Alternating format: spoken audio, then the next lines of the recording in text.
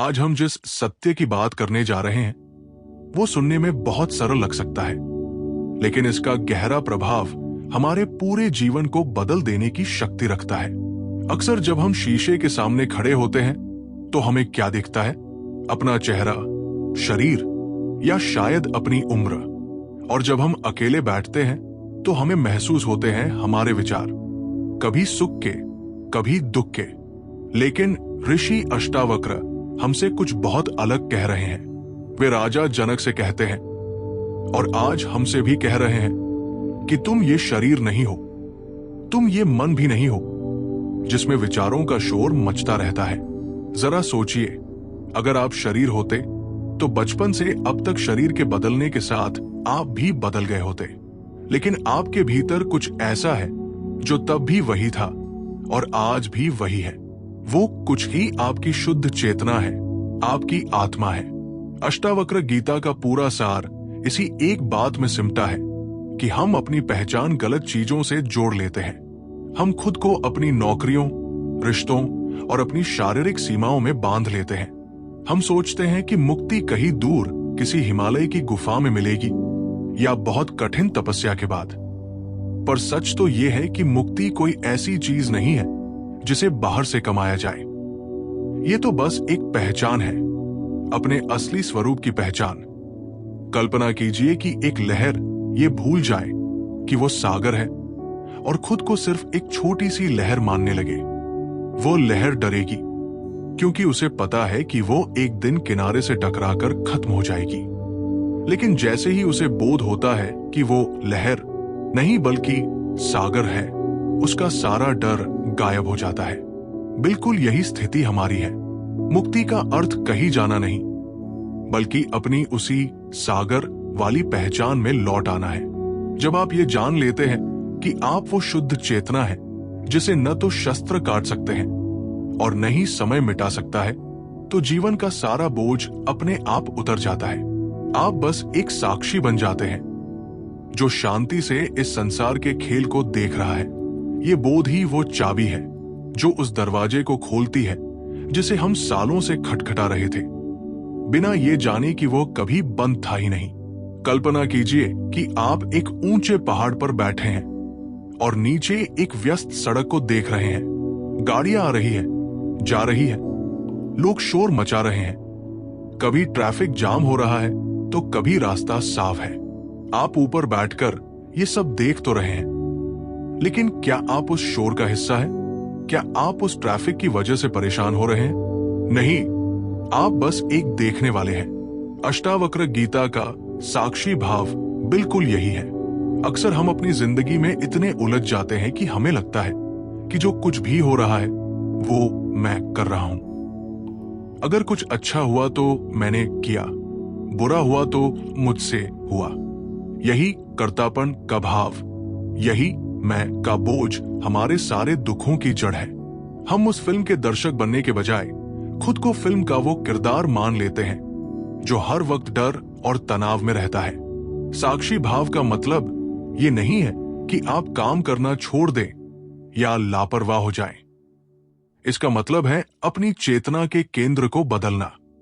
जब आपके मन में गुस्सा आए तो ये मत कहिए कि मैं गुस्सा हूं, बल्कि खुद से कहिए कि मैं देख रहा हूं कि मेरे भीतर गुस्सा उठ रहा है। जैसे ही आप देखने वाले बनते हैं, उस गुस्से की शक्ति आधी हो जाती है। आप एक दर्पण की तरह हैं। दर्पण के सामने कोई फूल आए तो वो सुंदर दिखने लगता है, कोई कूड़ा आए तो वो गंदा नहीं होता। दर्पण बस उसे झलकाता है, उसे पकड़ता नहीं। ठीक वैसे ही संसार में सुख आए या दुख, लाभ हो या हानि, आप उसे अपनी आत्मा के दर्पण में बस झलकने दें। जब आप इस साक्षी भाव में टिक जाते हैं तो आप पाते हैं कि आप इस संसार के खेल से कहीं बड़े हैं। आप वो आकाश है जिसमें बादल आते जाते रहते हैं, लेकिन आकाश हमेशा अछूता और शांत रहता है। यही वो परम विश्राम है जिसकी तलाश हर इंसान को है। बस रुकिए, देखिए और जान लीजिए कि आप करने वाले नहीं, सिर्फ जानने वाले हैं। कभी आपने सोचा है कि पिंजरे का दरवाजा खुला हो, फिर भी पक्षी अंदर ही बैठा रहे? उसे लगता है कि वो कैदी है, जबकि सच तो ये है कि वो जब चाहे उठ सकता है। अष्टावक्र गीता में बंधन और मोक्ष की जो परिभाषा दी गई है वो बिल्कुल ऐसी ही है, हैरान कर देने वाली और बेहद सीधी। अष्टावक्र कहते हैं कि न तो कोई जंजीर आपको बांधे हुए है और न ही कोई स्वर्ग का द्वार है जो आपके लिए खुलेगा। सब कुछ बस एक मान्यता है। अगर आप आज इसी वक्त ये मान लेते हैं कि आप मुक्त हैं, तो आप मुक्त हैं। और अगर आप ये मानकर बैठे हैं कि मैं तो एक साधारण लाचार इंसान हूं जो दुखों में बंधा है, तो यकीन मानिए आप बंधे ही रहेंगे। ये सुनने में थोड़ा अजीब लग सकता है ना, कि सिर्फ मान लेने से क्या होता है, लेकिन जरा गहराई से देखिए। हमारे सारे दुख, हमारा सारा तनाव कहां से आता है? हमारी धारणाओं से। हम खुद को अपनी आदतों, अपनी यादों और अपनी पहचान के साथ इतना कसकर बांध लेते हैं कि हमें लगने लगता है कि यही हमारी हकीकत है। हम खुद ही जेल बनाते हैं और खुद ही उसके पहरेदार बन जाते हैं। मोक्ष कोई ऐसी चीज नहीं है जो मरने के बाद मिलेगी या किसी बहुत बड़े चमत्कार के बाद घटित होगी। मोक्ष तो बस एक दृष्टि है। ये जानने का नाम है कि आपकी आत्मा कभी बंधी थी ही नहीं। जैसे समुद्र की लहर चाहे कितनी भी ऊंची उठे या नीचे गिरे, वो हमेशा पानी ही रहती है। वैसे ही आपकी चेतना हमेशा स्वतंत्र ही है। अष्टावक्र का संदेश बहुत क्रांतिकारी है। वे कहते हैं कि अपनी बेड़ियों को काटने की कोशिश मत करो। बस ये देख लो कि बेड़ियां है ही नहीं। जिस पल आपका ये भ्रम टूट जाता है कि आप शरीर या मन की सीमाओं में कैद हैं, उसी पल आप आजाद हो जाते हैं। तो सवाल ये नहीं है कि आप मुक्त कैसे होंगे। सवाल ये है कि क्या आप अपनी पुरानी पहचान को छोड़कर अपनी असली आजादी को स्वीकार करने के लिए तैयार हैं? कभी आपने सोचा है कि पिंजरे का दरवाजा खुला हो, फिर भी पक्षी अंदर ही बैठा रहे? उसे लगता है कि वो कैदी है, जबकि सच तो ये है कि वो जब चाहे उठ सकता है। अष्टावक्र गीता में बंधन और मोक्ष की जो परिभाषा दी गई है वो बिल्कुल ऐसी ही है, हैरान कर देने वाली और बेहद सीधी। अष्टावक्र कहते हैं कि न तो कोई जंजीर आपको बांधे हुए है और न ही कोई स्वर्ग का द्वार है जो आपके लिए खुलेगा। सब कुछ बस एक मान्यता है। अगर आप आज इसी वक्त ये मान लेते हैं कि आप मुक्त हैं, तो आप मुक्त हैं। और अगर आप ये मानकर बैठे हैं कि मैं तो एक साधारण लाचार इंसान हूं जो दुखों में बंधा है, तो यकीन मानिए आप बंधे ही रहेंगे। ये सुनने में थोड़ा अजीब लग सकता है ना, कि सिर्फ मान लेने से क्या होता है, लेकिन जरा गहराई से देखिए। हमारे सारे दुख, हमारा सारा तनाव कहां से आता है? हमारी धारणाओं से। हम खुद को अपनी आदतों, अपनी यादों और अपनी पहचान के साथ इतना कसकर बांध लेते हैं कि हमें लगने लगता है कि यही हमारी हकीकत है।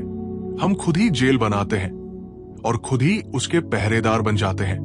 मोक्ष कोई ऐसी चीज नहीं है जो मरने के बाद मिलेगी या किसी बहुत बड़े चमत्कार के बाद घटित होगी। मोक्ष तो बस एक दृष्टि है। ये जानने का नाम है कि आपकी आत्मा कभी बंधी थी ही नहीं। जैसे समुद्र की लहर चाहे कितनी भी ऊंची उठे या नीचे गिरे, वो हमेशा पानी ही रहती है। वैसे ही आपकी चेतना हमेशा स्वतंत्र ही है। अष्टावक्र का संदेश बहुत क्रांतिकारी है। वे कहते हैं कि अपनी बेड़ियों को काटने की कोशिश मत करो। बस ये देख लो कि बेड़ियां है ही नहीं। जिस पल आपका ये भ्रम टूट जाता है कि आप शरीर या मन की सीमाओं में कैद हैं, उसी पल आप आजाद हो जाते हैं।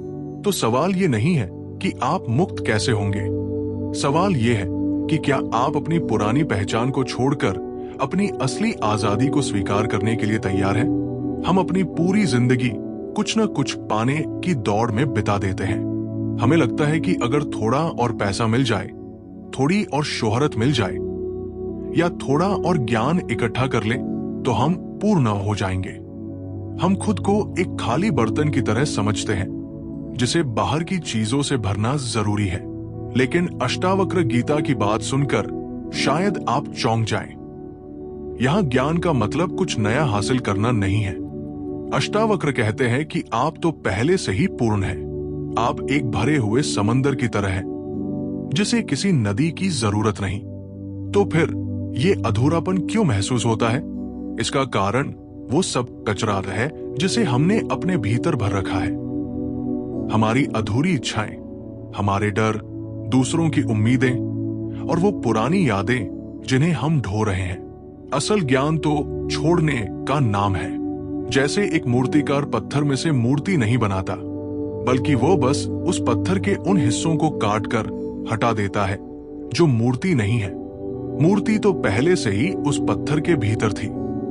ठीक वैसे ही, जैसे ही आप अपनी इच्छाओं के शोर को शांत करते हैं, जैसे ही आप उन व्यर्थ की चिंताओं को छोड़ देते हैं जो आपको घेरे हुए हैं, आप एक शून्यता का अनुभव करते हैं और जानते हैं यही शून्यता ही पूर्णता है। जब मन पूरी तरह खाली होता है तब वहां कोई संघर्ष नहीं होता, कोई कमी महसूस नहीं होती। उस सन्नाटे में आप पहली बार अपनी असल आवाज सुनते हैं। आप पाते हैं कि आप जिसे बाहर ढूंढ रहे थे वो खजाना तो आपके भीतर ही दबा पड़ा था। तो आज खुद से पूछिए, क्या आप वाकई कुछ और पाना चाहते हैं या बस उस बोझ को उतारना चाहते हैं जो आपको अपनी ही पूर्णता को देखने नहीं दे रहा? रुकिए, शांत हो जाइए और उस शून्यता में अपनी पूर्णता को महसूस कीजिए। क्या आपने कभी सोचा है कि एक गहरा समुद्र ऊपर से तो लहरों से भरा दिखता है, लेकिन उसकी गहराइयों में कितनी शांति होती है? अष्टावक्र गीता में क्रियाहीनता का अर्थ कुछ ऐसा ही है। अक्सर लोग सोचते हैं कि आध्यात्मिक होने का मतलब है हाथ पर हाथ धरकर बैठ जाना या सब कुछ छोड़कर सन्यासी बन जाना। लेकिन अष्टावक्र का संदेश इससे कहीं ज्यादा क्रांतिकारी है। वे कहते हैं कि असली चुनौती हाथ पैर हिलाना बंद करना नहीं, बल्कि उस कर्तापन के अहंकार को छोड़ना है जो हर काम के पीछे खड़ा रहता है। हम जब भी कुछ करते हैं हमारा मन तुरंत कह उठता है, ये मैंने किया। बस यही मैं का भाव हमारे लिए तनाव और थकान लेकर आता है। जरा सोचिए, क्या आप अपनी सांसें खुद चला रहे हैं? क्या आप अपने दिल को धड़कने का हुक्म देते हैं? नहीं, ये सब अपने आप हो रहा है। प्रकृति अपना काम कर रही है। अष्टावक्र हमें याद दिलाते हैं कि हम भी उसी प्रकृति का हिस्सा है। जैसे सूरज बिना किसी अहंकार के रोशनी दे रहा है, जैसे हवा बिना ये सोचे बह रही है कि मैं बह रही हूं, वैसे ही आप भी अपने कर्म कीजिए। बाहर से आप दुनिया के सारे काम निपटा रहे हो सकते हैं। आप दफ्तर जा रहे हैं, घर संभाल रहे हैं, लोगों की मदद कर रहे हैं, लेकिन भीतर एक ऐसी जगह होनी चाहिए जहां आप बिल्कुल अक्रिय है, बिल्कुल शांत। एक ऐसा भाव कि शरीर काम कर रहा है, बुद्धि निर्णय ले रही है, लेकिन मैं जो शुद्ध आत्मा हूं, मैं तो बस देख रहा हूं, मैं कुछ नहीं कर रहा। जिस पल आप इस अकर्ता भाव में टिक जाते हैं, कर्म आपके लिए बोझ नहीं रह जाता। आप थकते नहीं हैं, क्योंकि अब आप उस फल की चिंता में नहीं घुले जा रहे जो आपके हाथ में है ही नहीं। ये क्रियाहीनता आलस्य नहीं है, बल्कि ये तो कर्म की उच्चतम अवस्था है, जहां आप काम तो पूरे मन से करते हैं, लेकिन उसका तनाव आपके भीतर प्रवेश नहीं कर पाता। यही वो परम शांति है जहां पहुंचकर इंसान दुनिया के शोर के बीच भी बिल्कुल अकेला और शांत रह सकता है। जब ही हम वैराग्य शब्द सुनते हैं तो हमारे दिमाग में एक ही तस्वीर आती है, घर बार छोड़कर हिमालय की कंदराओं में बैठा कोई सन्यासी जिसने दुनिया से पूरी तरह नाता तोड़ लिया हो। लेकिन अष्टावक्र गीता हमें एक बहुत ही सुंदर और व्यवहारिक नजरिया देती है। अष्टावक्र कहते हैं कि वैराग्य का मतलब चीजों को छोड़ना नहीं है, बल्कि उन चीजों में अपनी खुशी को ढूंढना छोड़ देना है। जरा सोचिए, हम अपनी खुशियों के लिए कितना दूसरों पर निर्भर हैं। अगर कोई हमारी तारीफ कर दे तो हम 7वें आसमान पर पहुंच जाते हैं। अगर कोई छोटी सी चीज खो जाए या कोई हमारा अपमान कर दे तो हम हफ्तों तक दुखी रहते हैं। असल में हम अपनी खुशी की चाबी दूसरों के हाथों में दे देते हैं। वैराग्य का असली मतलब है अपनी उस चाबी को वापस ले लेना। इसका मतलब ये नहीं कि आप अच्छे कपड़े न पहने, अच्छा खाना न खाएं या अपने परिवार से प्यार न करें। आप सब कुछ कीजिए, लेकिन इस समझ के साथ कि मेरी खुशी इन चीजों की मोहताज नहीं है। अगर ये चीजें हैं तो भी ठीक है, और अगर नहीं तो भी मैं भीतर से उतना ही पूरा हूं। असली वैराग्य स्वयं में तृप्त रहने का नाम है। जैसे कोई छोटा बच्चा अपने ही खेल में मस्त रहता है, उसे किसी महंगी गाड़ी या बड़ी उपलब्धि की जरूरत नहीं होती खुश रहने के लिए। वो अपनी मस्ती में डूबा रहता है।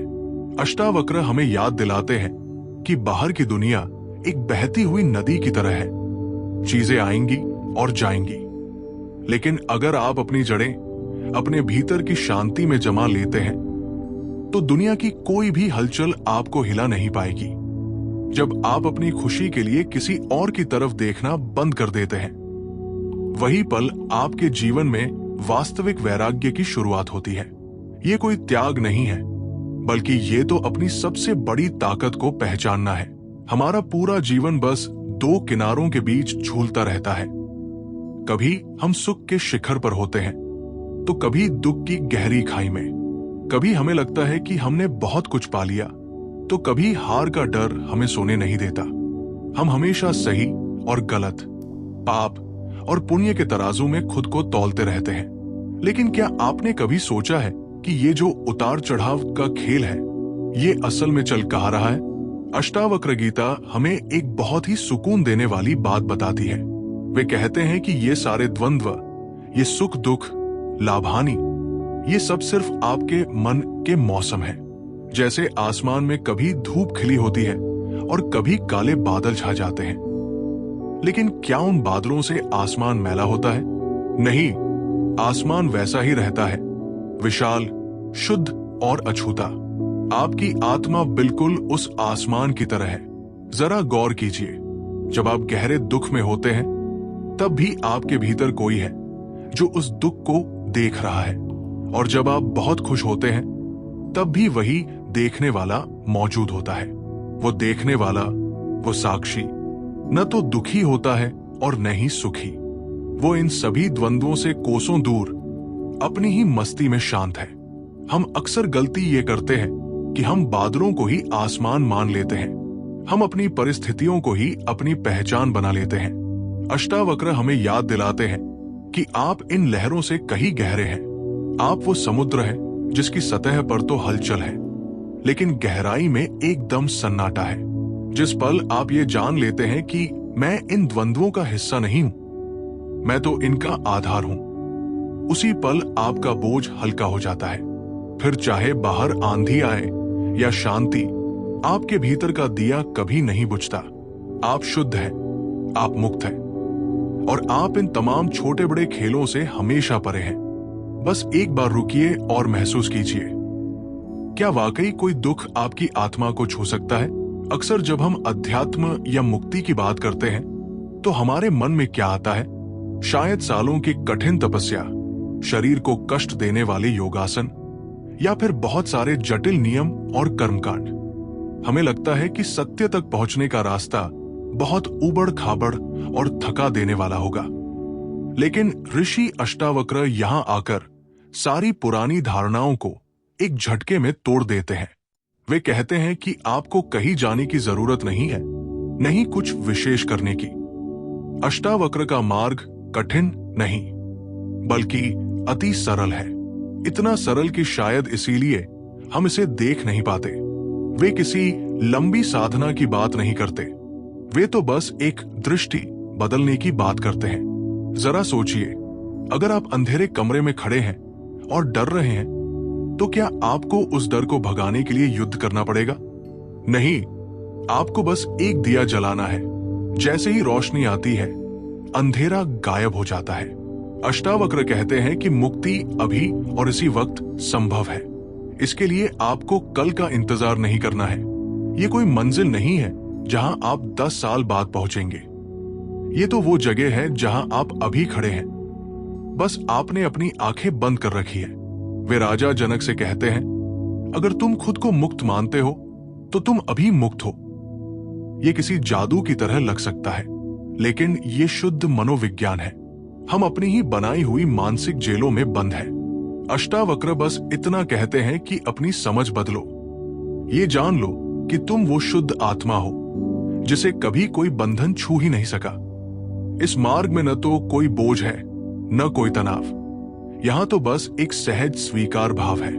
ये मार्ग उन लोगों के लिए है जो थक चुके हैं खोजने से और अब बस होने के आनंद में डूबना चाहते हैं। तो क्या आप तैयार हैं इसी पल, इसी सांस के साथ अपनी उस आजादी को पहचानने के लिए जो हमेशा से आपकी थी?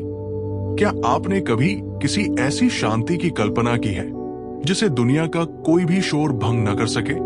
एक ऐसी खुशी जो किसी चीज के मिलने पर निर्भर न हो और किसी के छिन जाने पर कम न हो। हम पूरी जिंदगी जिस सुख के पीछे भागते हैं वो तो आता है और चला जाता है, लेकिन अष्टावक्र जिस परमानंद की बात कर रहे हैं वो कुछ और ही है। अक्सर हम अपनी पहचान अपने शरीर से जोड़ लेते हैं। मैं बीमार हूं, मैं बूढ़ा हो रहा हूं, या फिर अपने अहंकार से मैं बहुत बड़ा आदमी हूं, मेरा अपमान हुआ है। अष्टावक्र कहते हैं कि जब तक आप इस छोटी सी मैं की सीमा में कैद हैं, तब तक आप असली आनंद का स्वाद नहीं चख सकते।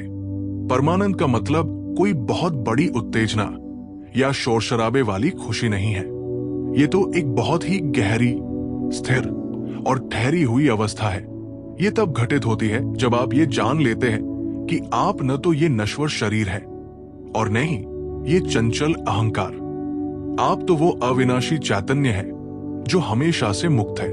जरा सोचिए, उस इंसान की स्थिति क्या होगी जिसे अब खोने का कोई डर नहीं, जिसे अब किसी से कुछ साबित करने की जरूरत नहीं। जब व्यक्ति शरीर और अहंकार के मोह से ऊपर उठ जाता है तो वो एक ऐसे केंद्र पर पहुंच जाता है जहां बाहर चाहे कितनी भी बड़ी आंधी आए, भीतर का समुद्र एकदम शांत रहता है। यही वो स्थिति है जिसे कोई भी सांसारिक परिस्थिति विचलित नहीं कर सकती। चाहे अपमान हो या सम्मान, महल मिले या कुटिया, आत्मज्ञानी के लिए सब एक समान है, क्योंकि उसका आनंद भीतर से बह रहा है, बाहर से नहीं। ये परमानंद आपका स्वभाव है, इसे कहीं से लाना नहीं है। बस जो पर्दे आपने अपनी आंखों पर डाल रखे हैं उन्हें हटा देना है। जिस पल आप अपनी असलियत में जाग जाते हैं, आप पाते हैं कि आप खुद ही वो आनंद है जिसे आप जन्मों से ढूंढ रहे थे। इस शांति में डूब जाना ही जीवन की सार्थकता है। अब कोई खोज नहीं बची, कोई चाहत नहीं रही, बस एक अनंत, अगाध और परम विश्राम है। तो ये थी अष्टावक्र की वो बेबाक और सीधी वाणी जो न तो किसी नियम में बांधती है और न ही किसी मंदिर की राह दिखाती है। वो तो बस आपकी अपनी सत्ता का आईना दिखाती है। आज हमने जिन 10 सूत्रों पर बात की वे केवल सुनने के लिए नहीं बल्कि जी कर देखने के लिए है। अष्टावक्र हमें याद दिलाते हैं कि हम इस संसार में कोई कैदी नहीं है, बल्कि हम तो वो आकाश है जिसमें संसार की सारी घटनाएं बादलों की तरह आती और जाती है।